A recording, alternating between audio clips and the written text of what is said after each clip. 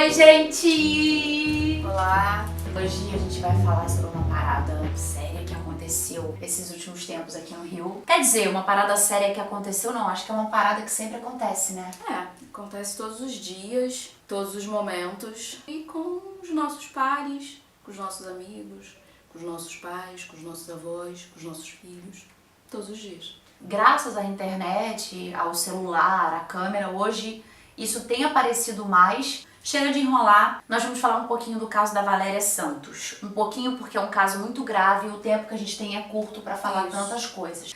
A advogada Valéria Santos, ela estava em Duque de Caxias com a cliente dela, numa audiência de conciliação. Uma audiência de conciliação é quando as duas partes tentam entrar no consenso para sem precisar ir no juiz diretamente ter audiência. E ela pediu nessa audiência para ler a contestação, que é um direito de qualquer advogado, é a contestação do processo. Eu tô lendo para não falar besteira. A juíza leiga, o que é juiz leigo, Renata? Um advogado que presta alguns serviços a juizados especiais. O que ele faz precisa ser realmente efetivado por um juiz togado. Mas ele não responde como juiz mesmo, que presta concurso e tal. Então a juíza leiga indeferiu.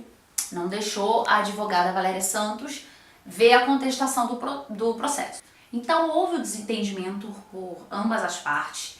E aí, qual foi o problema? Foi pedido para que algemasse e prendesse a Valéria Santos. Então ela foi algemada, são os vídeos que estão na internet. E aí entra a questão, qualquer cidadão, ele só pode ser algemado quando ele pode causar risco para si mesmo ou para os demais. Uma advogada entra numa situação um pouquinho mais embaixo, que é, vou ler a lei, tá, gente? Um advogado só pode ser preso por crime inafiançável e precisa ter um representante da ordem. Ou seja, a Valéria Santos, ela foi algemada e ela recebeu, como fala, é mandato, né, de prisão, é isso? Voz de prisão. Voz de prisão, sem ter ninguém da ordem, né, sem ter o representante da ordem, que ela inclusive foi chamar porque ele não estava lá. Ela não cometeu nenhum crime inafiançável e vamos trazer para o nosso lado civil. Se ela não fosse, entre aspas, advogado, que ela não estava ameaçando ninguém ali, ela não era um perigo, ela não era uma ameaça nem para ela e nem para as pessoas que estavam naquele ambiente. Porque ela não poderia ter sido algemada, porque ela não cometeu um crime que é inafiançável e não tinha um representante da ordem lá. Aí a gente quer perguntar para vocês por que isso aconteceu com ela. Vamos voltar um pouquinho no tempo. A advogada pediu para ler a peça de defesa e ela tem esse direito, né? Qualquer advogado tem esse direito, coisa que foi negada a essa advogada. E aí a OAB emitiu uma declaração dizendo que a advogada não cometeu nenhum erro, que ela estava totalmente no direito dela. O Tribunal de Justiça emitiu uma nota oficial dizendo que os policiais entraram no espaço porque a juíza leiga chamou os policiais para conter uma advogada que não acatou as ordens dela. Acatou. Bom reforçar alguns verbos, né, que dizem muitas coisas. Segundo a OAB que você citou aqui, eu tô lendo, tá escrito assim: o ato foi uma grave violação. Foi uma grave violação. Palavras da ordem. Todo o processo que aconteceu naquele dia foi anulado. A OAB, ela entrou com uma representação contra os policiais e a juíza. A gente ficou muito chocado pelo fato de outros advogados estarem ali e não emitirem opinião, não fazerem absolutamente nada, como advogados eles poderiam ter feito. Mas a gente vivencia isso a todo momento, né, no dia a dia. As pessoas veem atitudes de racismo o tempo inteiro ao seu lado e não fazem nada. Porque pra ela diz isso, né, em algumas entrevistas, que ela convive diariamente com racismo. É verdade. Por que a gente convive diariamente com racismo? Quem é preto sabe e quem é mulher preta sabe mais ainda. Ela diz o seguinte assim: mas não me tirem o meu direito de trabalhar, porque eu estou aqui trabalhando, porque o Estado é racista, né? Porque você tá falando e falando novamente, e esgota. O racismo ele é tão violento, a sociedade é tão hipócrita, que ela faz você ter medo, recuar, porque senão você corre o direito de não trabalhar. Os traumas são imensos, a violência é imensa. Então eu vou ler o que a Valéria disse, né, no depoimento que ela deu à Folha de São Paulo. A ficha do racismo só caiu quando eu estava no chão, algemada. Os policiais me pegaram, cada um por um braço, na sala de audiência e me arrastaram em pé até o corredor. Não fui violenta com ninguém, só não me movi. Quando chegou do lado de fora da sala, me deram uma rasteira e eu caí sentada.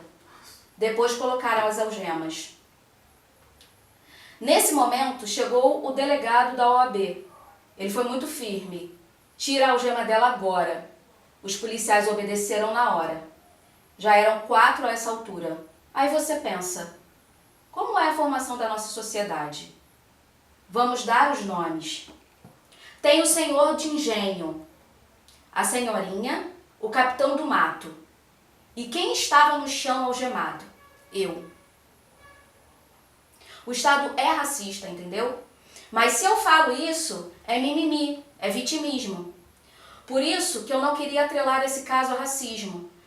Porque eu não quero ouvir essa resposta. A minha luta ali era garantir o meu direito de trabalhar. O racismo vai voltar a acontecer. Eu tento abstrair, ignoro. Mas não dá para tirar o meu ganha-pão. Naquele dia, a juíza Leila já tinha começado a audiência com uma pergunta não muito agradável. A minha cliente também é negra. E a juíza falou, vocês são irmãs? A cliente respondeu, eu fingi que não tinha ouvido e continuei o meu trabalho. Episódios assim acontecem quase todo dia. Mas muitos colegas não falam porque acham que não vale a pena ou não querem criar problema. Não vou te enganar, eu entro nas audiências e não me sinto representada. A gente está em minoria na estrutura institucional do judiciário. A última vez que um desses episódios aconteceu, eu me acovardei. Não quis arrumar tumulto.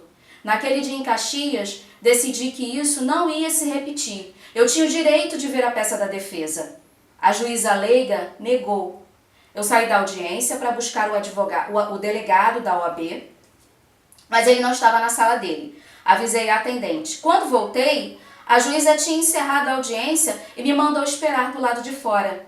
Me recusei. Disse que eles, como representantes do Estado, não estavam respeitando a lei. Ela decidiu chamar a força policial. Tanto foi uma violação que a audiência foi remarcada, com o juiz togado.